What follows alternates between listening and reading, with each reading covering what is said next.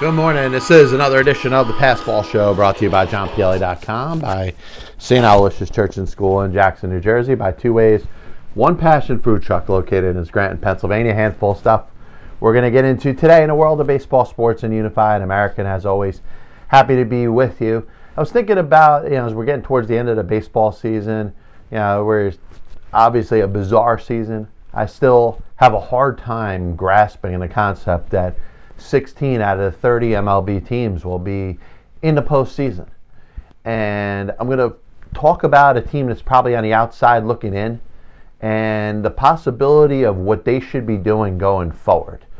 I want to get into the voting as it exists for the NBA Most Valuable Player, All Defensive Player, the best defensive player in the NBA. Obviously, there's very limited criteria that's set. It's just something that gets announced. And I think LeBron James has a little bit of a legitimate gripe with the consistency, or at least taking a shot at the ability for the voting to be as consistent as it needs to be year in and year out. But I wanted to start out by talking about next year, free agency, Major League Baseball. There's one player out there that has stood out, that has become the Bryce Harper, or the high ticket top prize when it comes to free agency in the 2020 offseason, getting ready for the 2021 Major League season, and that's Trevor Bauer of the Cincinnati Reds. And Trevor Bauer has gone, about it his own way. There's some quirky things about Trevor Bauer. He's obviously very outspoken. Some of his practices and the way that he goes about playing baseball, have rubbed organizations the wrong way. That's why he was traded out of Arizona to Cleveland. Obviously, about the last moment on the mound as a member of the Cleveland Indians consisted of manager Terry Francona going out to take him out of a game, and Bauer taking the ball and flinging it as far as he can over the center field fence. So there are some peculiar things about Trevor Bauer, but one thing that has remained constant through the 2020 season is he has legitimately become the top prize in what's going to be a very interesting free agency period after the 2020 baseball season. Now, listen, I'm excited about what comes ahead. I don't love that there's 16 teams going to be in the postseason, but it's going to be interesting. It's going to be something that I feel I'm going to be glued to because I'm interested to see how this works out. But, that team that doesn't win the World Series in 2020, I've asked before, is it as much of a disappointment to not win the whole thing this year as opposed to in, your average 162 game season, to not win the World Series this year? I think it would be an easier sell to first your fan base, the fans, which by the way have not been able to come to a major league ballpark all season, the shortened 60 games as opposed to a regular 162 games, and then all the weird things that baseball has instituted, from the 7-inning doubleheaders to the runner at second base, starting extra innings, all these different rule changes, which kind of make baseball not seem like a regular, legitimate baseball season. Is it worth it to put an asterisk on this season? I think only time will tell. I think it'll be easier to do that initially. It'll be easier to put an asterisk on this season and say, listen, it's just bizarre the way it happened. Maybe it shouldn't count as much as a regular baseball season. It'll be easier to say that once the season's over, but let's get into 2021. Let's get into 2025, 2030. Years down the road, when we look back on it, are we going to look at it more as a shortened season like 1995 was? Albert Bell hit 50 home runs and 50 doubles in a non-162 game season.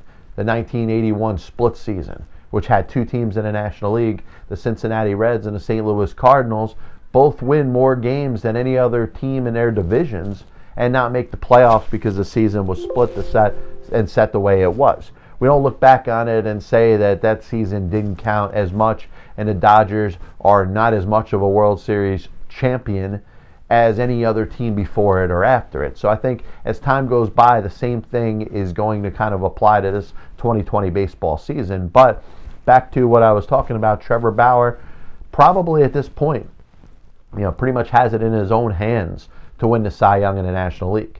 leads the league in ERA. He's basically just going out there and dominating every time out. You want to talk about the season that Darvish has had. You want to talk about Jacob deGrom and the chance that he has to win his third straight Cy Young. Bauer has pretty much taken the mantle and run with it. I'd be surprised if he didn't win a Cy Young this season.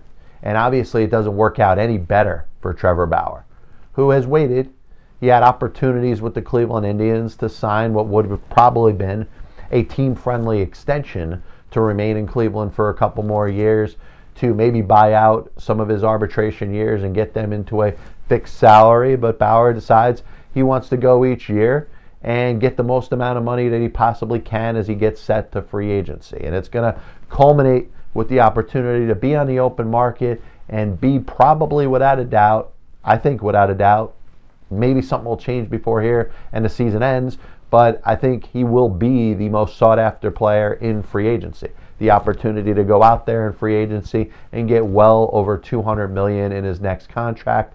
And I don't think there's going to be any shortage of suitors when it comes to the amount of major league teams that are going to be in on trying to get Trevor Bauer, not just to add to your pitching staff, but to be your bona fide number one ace, which I think he's proven this year. Any doubts that existed before this season have been put away right now. Now, I was listening to Trevor Bauer and some of the comments that he was asked about free agency, and I know he wants to be diplomatic in his response, and I know anybody that's asked about free agency is going to try to make it about everything other than money, but I hate to break it to you. You already know this. Free agency is about money. And when somebody is asked what are they looking for in their next suitor, it looks very selfish. It looks very bad for that player if they say, I'm looking for the most years and the most money and the highest average annual value. Maybe the highest average annual value over total money, which is a possibility. But in the end, that player wants the most lucrative contract that they can get in free agency. That's why they've waited this long to become a free agent. Now, what we've done through the media, through the general public, is we've tried to shame, teams and players that go out there and want to get the most money, want to make the most money in a contract. That's possible. And we almost set them up to speak in ways that they don't really believe. Trevor Bauer's talking about analytics departments of teams in Major League Baseball, training staffs, all things that I think are important and things that I think he is going to consider. But none of those things are going to take the precedence over the most amount of money. And like I said, he's going to have a choice probably to take the most money per year, average annual value, or the most money or total money in the entire contract, which is a legitimate back and forth that you could have, a debate you could have with you and your agent to try to figure out what's better. Should I take a 5-year contract that's going to pay me almost $40 million a season, or should I take an 8-year contract that's going to pay me closer to about $32 or $33 million a season? Both of them are very good. Both of them will make him amongst the highest paid players in all of baseball and probably the highest paid pitcher in baseball. Garrett Cole's contract's well over $300 million. We'll see where Bauer ends up getting. But to make it about anything else other than money, I'm sorry. I don't think he's trying to be deceptive. I don't think he's trying to trick anybody. But I think a lot of it has to do with the opinion of the general public and somebody that doesn't want to go out there and say something that's unpopular. And the most unpopular thing a player can say when it comes to what they're looking for in the upcoming pending free agency is money. And if Trevor Bauer went out there and said that he's looking for the most money that he could get over the long term of a contract, or the highest average annual value that he could get over the course of his next deal, then he looks like he's selfish.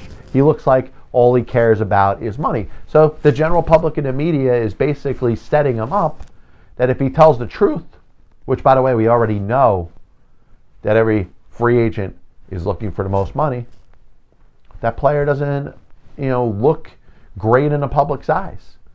But all I could say is those in the general public, you have the opportunity to make a lot of money. in any sort of field, whatever it is that you do, whatever it is that you want to do, whatever it is that at some point in your life you've aspired to do. What is the goal? The goal is to make the best living, to earn the most income. And yeah, if you could luck out and do it by doing something that you love, you'd end up winning completely. This copyright and broadcast is authorized under internet rights granted by the World Wide Web and is solely for entertainment of our audience. Any publication, reproduction, or other use of the pictures, descriptions, and accounts of this show without the express written consent of the Passball Show, JohnPielli.com, and John Pielli LLC is prohibited. Any commercial or other use of the program, such as by charge and admission for its showing, is similarly prohibited. So if you do see the camera move at some point, it's one of this self-correcting things that I'm trying to do. And hopefully the wire that I have that's set from my microphone to my camera is going to keep me to stay as still as I can be. I have the tendency, especially when I get excited, to bounce back and forth, and I'm hoping to reduce that. So if the camera goes off, it's probably because I didn't listen to my own advice. But I was thinking about the Mets and the 2020 season, which doesn't look like it's going to end too well for them. Obviously, good news if you're a Mets fan. You have a new owner expected to be coming in, taking over the team from the Wilpons. Steve Cohen just needs to get approval from major league owners, 23 out of the remaining 29 owners. If he can get that vote at the baseball winter meetings this year, he will become the majority owner of the New York Mets. It'll be his team, and maybe will be the time or the start of a new era. A lot of people are saying Steve Cohen will be easily the richest owner, or the owner in all of professional sports that is worth the most money. So he's got money, he's going to spend it on players. And I'm not 100% sure that that's going to be the case. Is he going to go out there and just buy Trevor Bauer and Marcus Stroman and find, JT Realmuto and every free agent that's out there that could help the team? He's going to go just give him the biggest contract, bring him into the New York Mets. I think it would be the most ideal scenario if you were a New York Mets fan. But if you watch the Yankees of the 1980s, they spent a ton of money in free agency, didn't win a World Series championship that year. The Yankees of the 2010s spent the most money in free agency amongst any other team in the sport, didn't win themselves a World Series championship. And I'm not here to pick on the Yankees, but you can look at a lot of other situations where teams have upped their payroll significantly, have spent more than any other team in the sport, and it hasn't guaranteed a World Series championship. So what should you do if you're the New York Mets going forward? A lot of it's going to have to do what Steve Cohen wants. Is Steve Cohen going to keep general manager Brodie Van Wagenen aboard? And, what exactly is the plan? The plan should be based off of the younger offensive players that they have in the lineup, and the way the team is set up would probably be a push towards win now, as opposed to going through a full rebuild. Now, one of the things that the Mets lack, and a lot of it has to do with the actions over the last couple off seasons of general manager Brodie Van Wagenen, is the Mets farm system is not as strong as it was a couple years ago. There's been a lot of talent that's been traded from it. And if you think of the next up-and-coming players, they're probably at least 2, 3, 4 years away, while the players that are up at the major league level, their average age really isn't too high.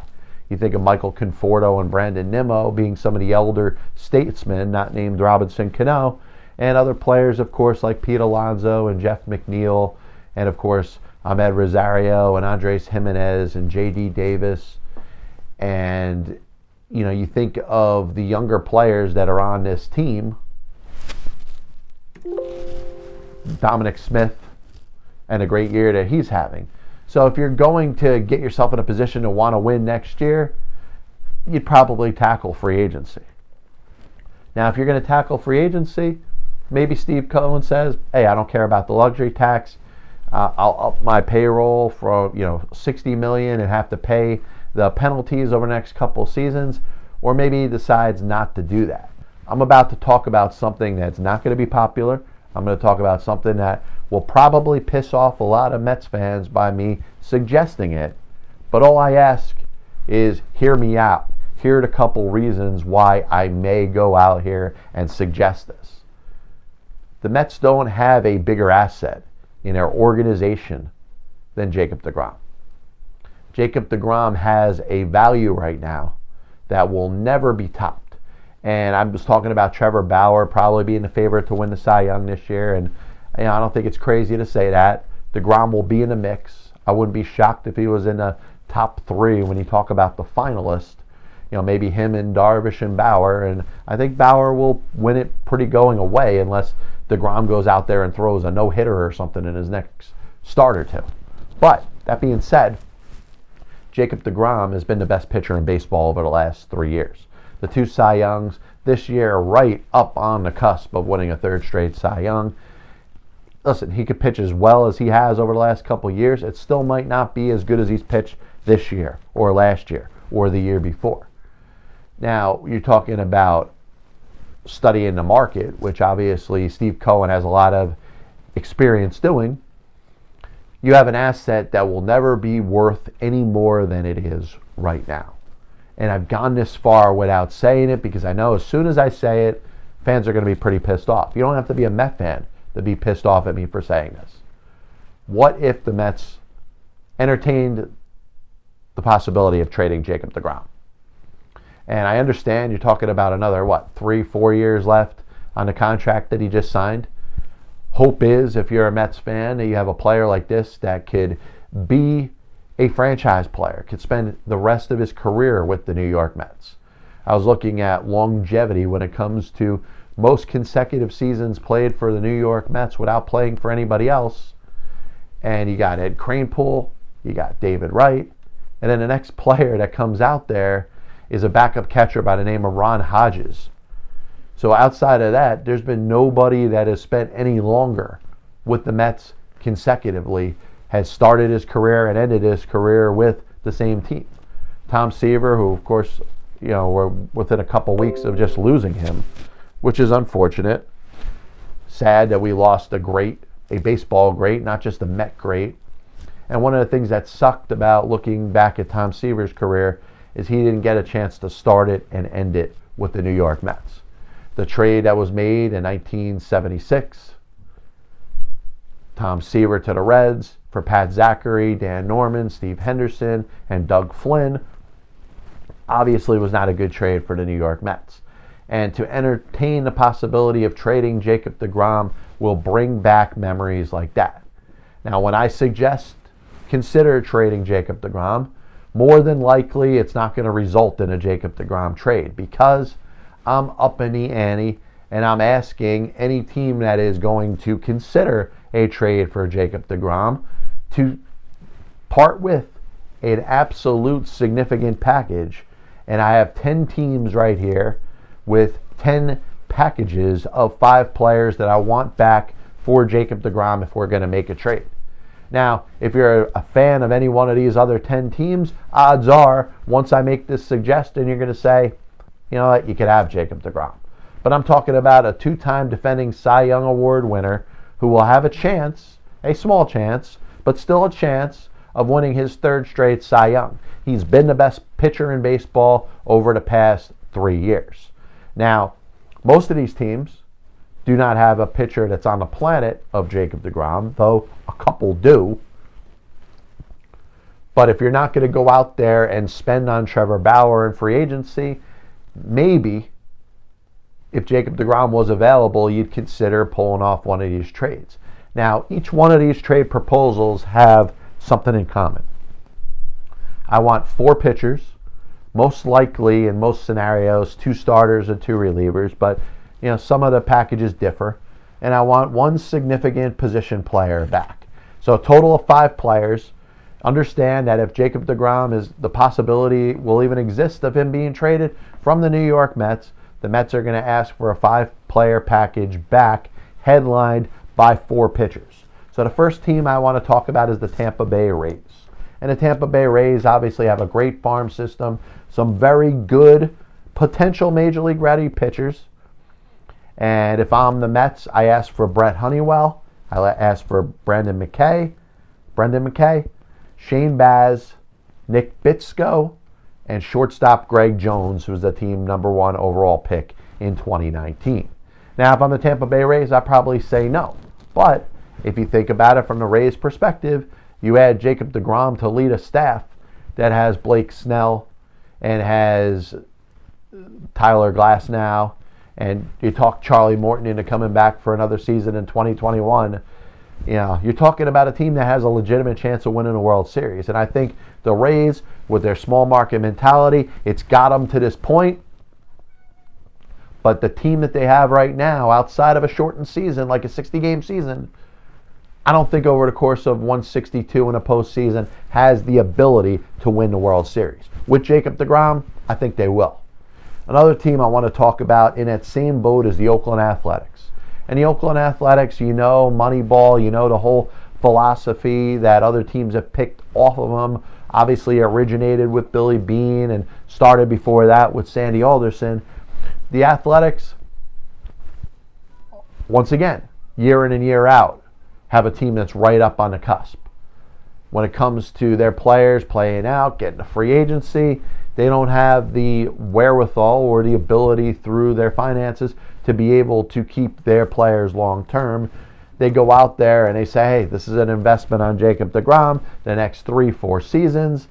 And if I'm the Mets, I go out there and say, I want A.J. Puck, Jesus Luzardo, Dalton Jeffries, Jeff Criswell, and the position player is going to be a catcher, and I want Tyler Soderstrom in that deal. The Athletics, like I said, may say no, but at least this is a fair proposal if I'm looking for who we should all consider the best pitcher in baseball. I'll talk about the Chicago White Sox, who to me are that team that is so close. They've went out there, they've signed Dallas Keuchel, they've developed their own pitchers that they've gotten in trades, whether it's a guy like the guy that threw the no-hitter this year, and I don't know why his name's escaping me. But you think of this team right on the borderline of being able to go out there and win themselves a World Series. They got great offensive players. They even got very good young pitchers in their system still. And the White Sox, if they added Jacob deGrom to the mix, I think they'd be in a great position to win the World Series. Now, if I'm the Mets, I want number 1 over first-round pick this year, Garrett Crochet. I want Dane Dunning, Michael Kopech, Jared Kelly, and infielder Nick Madrigal. And if you put a package like that together for Jacob deGrom, I think it would be fair. But once again, the White Sox, who I think could benefit the most for a trade like this, I don't know if they'd want to be willing and able to part with the assets that I'm suggesting. The Houston Astros lost Garrett Cole as a free agent. And you think of the 1-2 punch of Verlander and Cole. And the Astros will probably make the playoffs this year, but they're not expected to make the kind of noise that they made last year, which they were within a couple breaks of winning the World Series, which would have been their second in 3 years. Would they be out there looking for a pitcher to be a 1A or an ace, to be right there with Verlander? And rather than go out there and pay the money for Trevor Bauer, which is almost going to cost the same amount as it would have cost them to keep Garrett Cole. They decided against keeping Garrett Cole. I don't think they're going to go out there and give the money to Trevor Bauer that he'd be looking for. So a deGrom trade to the Houston Astros would consist of Forrest Whitley, Jose Urquidy, Alex Santos, Jairo Salas, and then catcher Corey Lee. Now, Forrest Whitley is their number 1 pitching prospect. He's somebody that's expected to be a potential mid to high rotation guy.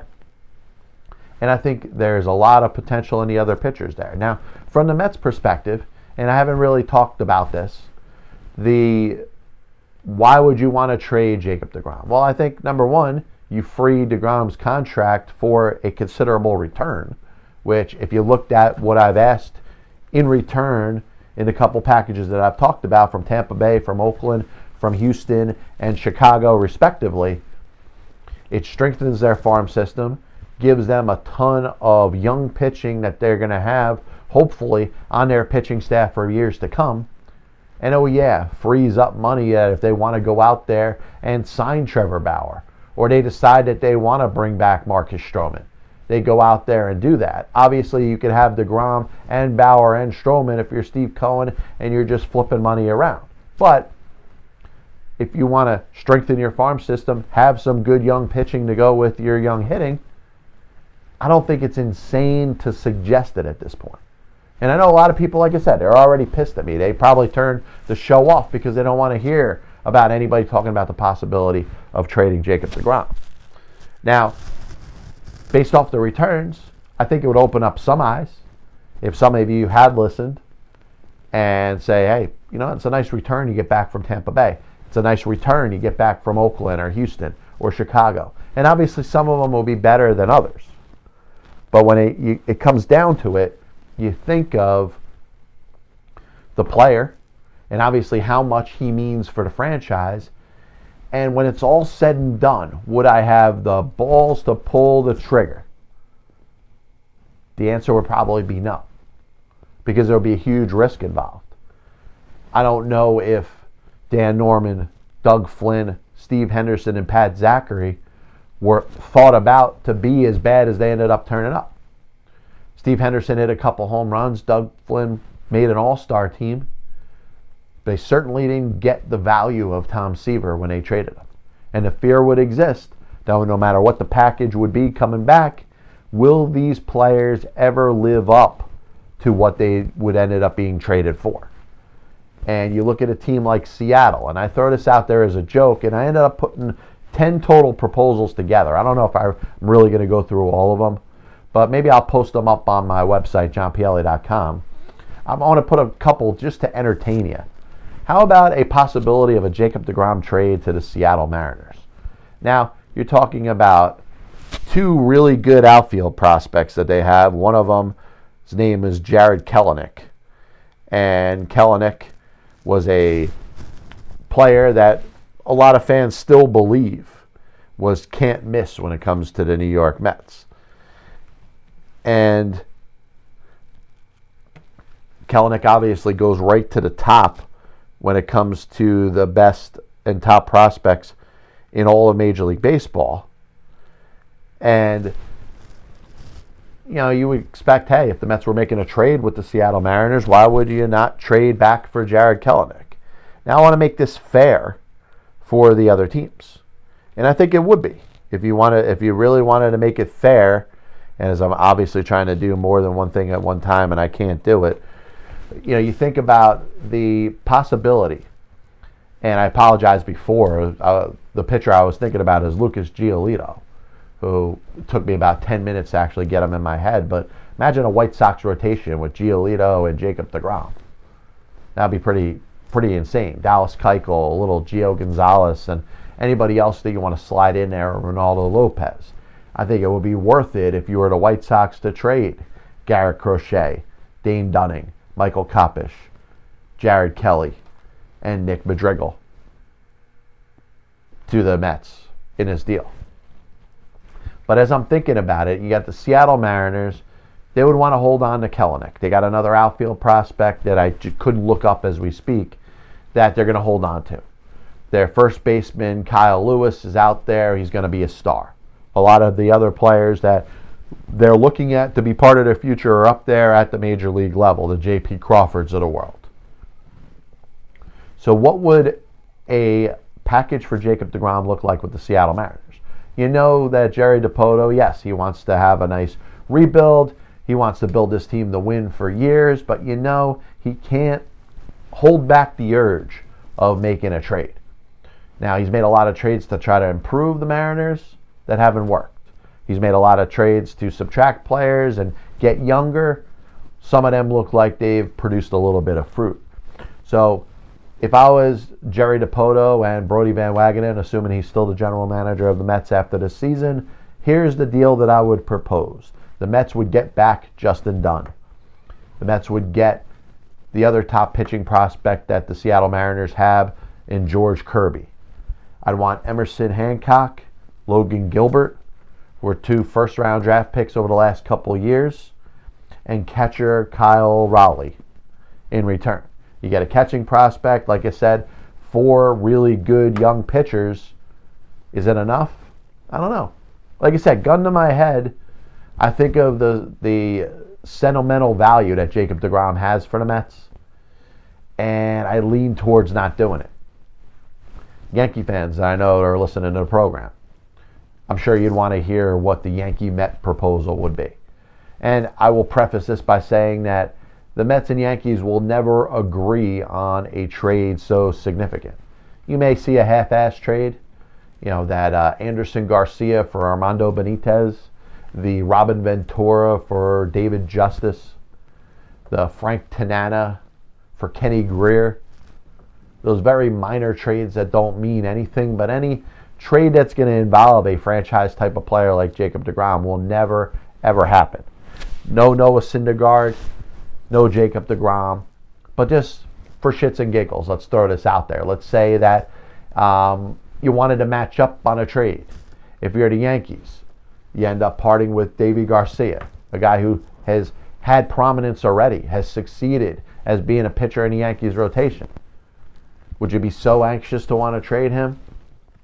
I would think not, but he'd have to be included in this deal. Clark Schmidt, your other top pitching prospect. He's pitched a little in the majors, but will probably get a full chance to be a major league pitcher in 2021. Yankee fans may not want to part with their top 2 pitching prospects. And I'm also suggesting Nick Nelson. I'm also suggesting TJ Sekima. 4 of the Yankees' top pitching prospects going to the Mets for Jacob deGrom. And if you're a Yankee fan, wait, it gets worse. The Yankees' top catching prospect is a first-round draft pick by the name of Austin Wells. He'd be heading to the other borough as well. So like I said, every one of these deals is a 5-for-1 deal with 4 top pitching prospects and a significant position player. But if you're the Yankees, you get Jacob deGrom. You got Garrett Cole and Jacob deGrom and a returning pitcher that is coming off of Tommy John surgery. Not a bad rotation if you're the New York Yankees. But there's no way this would ever happen. A couple more I wanted to throw out there before we get into talk a little NBA, talk a little LeBron James, talk a little MVP award. Where is it really coming from? The Dodgers, Dustin May, Hosea Gray, Brusdar Graterol, Bobby Miller, and catcher Will Smith would go back in a deal for Jacob deGrom. The Padres, Mackenzie Gore, Ryan Weathers, Luis Patino, Cole Wilcox, catcher Luis Campusano. How about the Braves? Ian Anderson, who is going to make a case for Rookie of the Year. He's been that good. Bryce Wilson, Jared Schuster, Kyle Muller, and catcher Shea Langeliers. And then the last one I'll throw out there. Did I do them all? Cincinnati Reds. There you go. Hunter Green, Nick Lodolo, Amir Garrett, who was really the only legitimate major league player. I mean, some of the other players are up in the major leagues, but Garrett's been up in the major leagues for a couple seasons.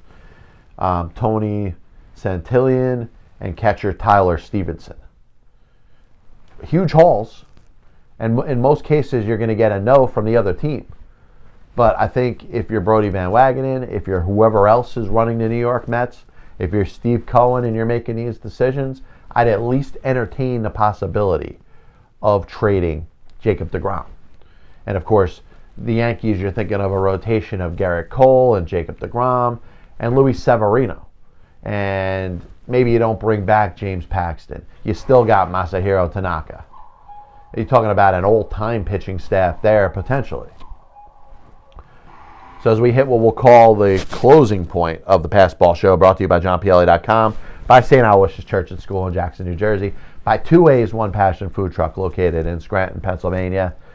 Giannis Antetokounmpo will win the MVP award in the National Basketball Association. And I think most people would agree that the Greek Freak was that dominant this year, was probably the best player in the NBA. You look at where he took that Bucks team and what the Milwaukee Bucks team would be without him. And obviously we know it's a regular season award, but we saw it happen firsthand. Giannis got hurt, and that Milwaukee team was not as good. All of a sudden, they're struggling against the Miami Heat, who end up beating them. And you're talking about a disappointing season again for the Milwaukee Bucks. And you think of what Giannis means to that team. And you also factor in what LeBron James means to the Los Angeles Lakers. What LeBron James meant to the Cleveland Cavaliers all those years that he played for them. What LeBron James meant for the Miami Heat in the 4 seasons that he spent in Miami. If you're talking about a player that's right up on that level and that nobody would be mad or pissed off at if he won the MVP, it certainly would be LeBron James. He has transformed almost single-handedly, but with a lot of help from Anthony Davis, that Los Angeles Laker team, which was a bubble team, a 7-8 seed before the two of them got there, all of a sudden is a legitimate title contender and can be expected to win the NBA championship this year. They're playing Denver. They'll play the winner of the Miami-Boston series. And if you're going to put money on who the favorite should be, it should be the Los Angeles Lakers. Will they win? We'll find out over the next couple weeks. But thinking about LeBron James's value to the Los Angeles Lakers, it hurt him a little bit that he had a solid number 2 player, probably the best number 2 player in the entire NBA that isn't the number 1 star on their own team, and Anthony Davis. Now, LeBron is great. LeBron is a leader on the court. He brings the ball up. He rebounds. He distributes the ball. He's like a coach on the court. He's the best player in the NBA still at this point of his career. Once again, nobody's really upset or up in arms that Giannis won the MVP this year. But LeBron, as he was talking about it, I know the title of what he said is LeBron says it pissed me off, but wasn't really referring to the fact that he didn't win the most valuable player award. LeBron got 16 votes out of the 100 plus that were out there, with Giannis getting the other 85. He thought maybe it should be distributed a little bit differently, a little bit closer. Maybe he felt that Giannis should have been the MVP, but he should have received more first place votes. You know, he being LeBron. That doesn't come off as bad as what the title of an article would say. LeBron then got to talk about the Defensive Player of the Year in 2012, when he lost it to a player that was not even first NBA defensive team. You know, he's talking about the voting process and the fact that it isn't very public. It's this private thing that gets put together, and it doesn't seem to be any rhyme or reason to it. He says as time has gone by, there really is no set consistency. A player, if they want to be up for the award, really has no set understanding of what the criteria needs to be to win a given award, because it changes so frequently. And to all that, I agree about. And you talk about, one of the things that bothered me too is that they have it tallied and set up and announced before it's announced. You know, you hear that Giannis is going to win the most valuable player award, but the announcement isn't going to be for another 2 days. Why don't you just make the announcement when you know it's going to go public? That's neither here nor there. A little bit of a recap of the Pass Ball Show, and as always, I want to thank everybody for tuning in. The PBS is brought to you by JohnPielli.com, by St. Aloysius Church and School in Jackson, New Jersey, by Two Ways, One Passion food truck located in Scranton, Pennsylvania. We're talking about Trevor Bauer giving an interview about what he's looking for in free agency. And let's be serious. The media, the general public, they set up players to fail in these type of spotlights because there's only one answer. What are you looking for in free agency? You're looking for the most lucrative contract. You're looking for the most amount of money. You may be looking for either the most guaranteed money over the term of the deal or the highest average annual value over the course of a contract. You're looking for one or the other, but if you're looking for either one, you're looking for the money. And if you say you're looking for the most money, you're viewed as a selfish individual, that's all you care about. So you're forced into saying things that you don't really mean. And Trevor Bauer said things that he didn't mean. Yes, analytics department of his next employer can play a role. Training staff that they have, their medical practice of how they rehab their pitchers can have a say, but it's not going to lead him to Team A over Team B when Team B is offering a significant less amount of money. It is going to come down to the money. And Trevor Bauer has earned this opportunity in free agency just like Reggie Jackson earned it, just like Albert Pujols earned it, just like Bryce Harper earned it, just like every other player that has reached free agency since the Peter Seitz decision of 1976. He deserves the most lucrative contract that he could get, and that's what he's looking for. These other things, if you're talking about matching offers, let's say 8 years, $270 million contracts from Team A to Team B, then yes, he'll start looking at things like analytics staff. He'll look at things like training staff and rehab coordinators. That may be a tiebreaker, but money is going to have a lot to do with where Trevor Bauer ends up next season. I put some trade possibilities for the Mets and Jacob deGrom out there. And like I said, I don't expect it to happen. I'm not even really proposing that it should happen. But I think it should be considered. If you're Steve Cohen, if you're Brodie Van Wagenen, if you're whoever's running the Mets this offseason going into the year of 2021, you have an asset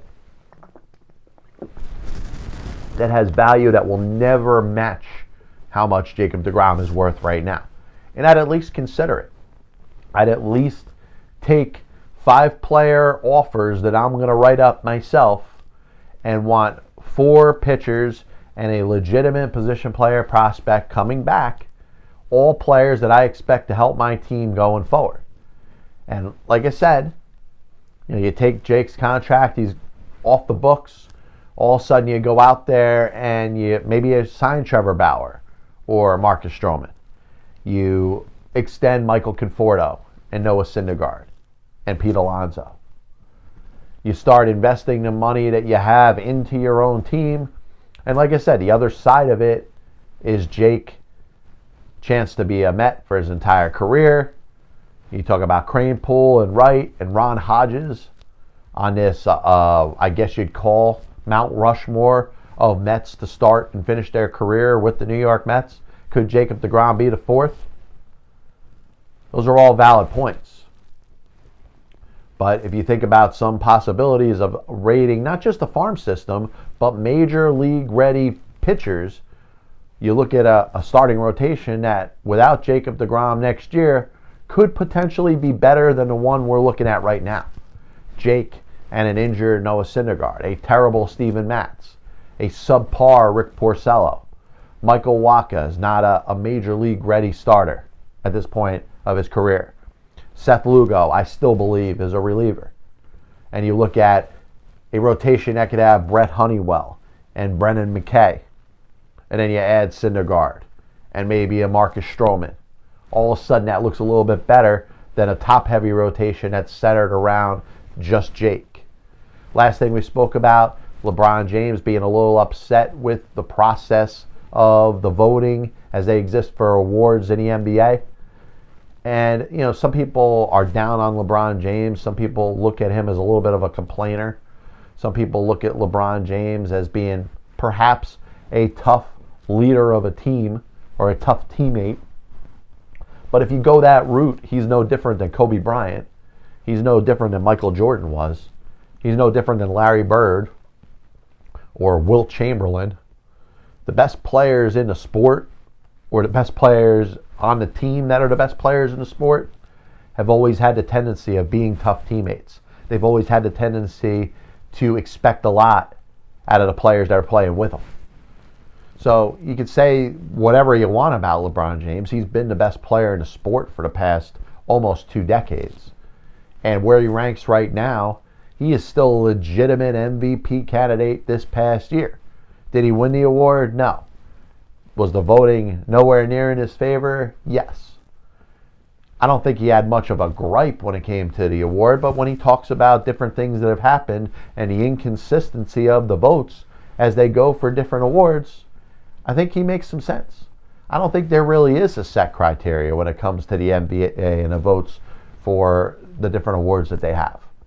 I think they should straighten out. They should at least consider what the criteria is so the players know what the criteria is before they're voted upon. This is the Passball Show, once again brought to you by JohnPielli.com, by St. Aloysius Church and School in Jackson, New Jersey, by Two Ways, One Passion Food Truck, located in Scranton, Pennsylvania. We'll be back with you next week, speaking about everything going on in the world of baseball, sports, and unifying America. God bless you, and as always, I'll see you on the other side.